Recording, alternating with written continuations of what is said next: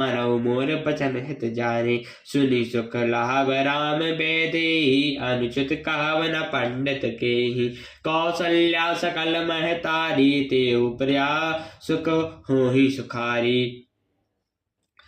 परम तुम्हार राम कर जन है, जो सब विधि तुम सन भर मन है। सौ पौ राम राजू राम के आए, सेवा करो सुनह सुहाए।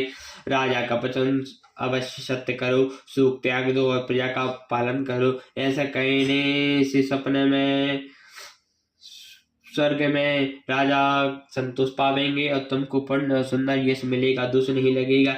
यह वेदों में प्रसिद्ध है और सभी शास्त्रों के द्वारा सम्मत है कि पिता जिसको दे वही राजतिलक पाता है। इसलिए तुम राज्य करो, ग्लानि का त्याग कर दो, मेरे वचनों को हित समझकर मानो। इस बात को सुनकर श्री रामचंद्र जी और जानकी जी सुख पावेंगे और कोई पंडित इसे अनुचित नहीं कहेगा।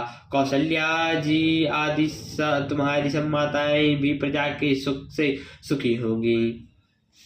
जो तुम्हारे और श्री रामचंद्र जी के श्रेष्ठ संबंध को जान लेगा, सब वही सब प्रकार से तुमसे भला मानेगा। श्री रामचंद्र जी के लौट आने पर राज्य उन्हें सौंप देना और सुंदर स्नेह से उनकी सेवा करना।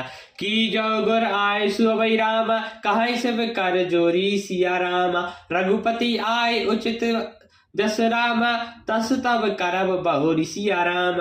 मंत्री हाथ जोड़कर कह रहे हैं, गुरु की आज्ञा का पालन ही अवश्य पालन कीजिए। रघुनाथ जी के लौट आने पर जैसा उचित हो तब वैसा ही कीजिएगा। कौशल्या धरे धीर काही रामा, पूत पत्त गुर आय सुख आही सियारा। आई से सोई उदारी करो हित माने, तजहि विषादु काल मति जाने। तब बन रघुपति सुर पुर नर नाहु, यही विधि भांति तात कदराहु।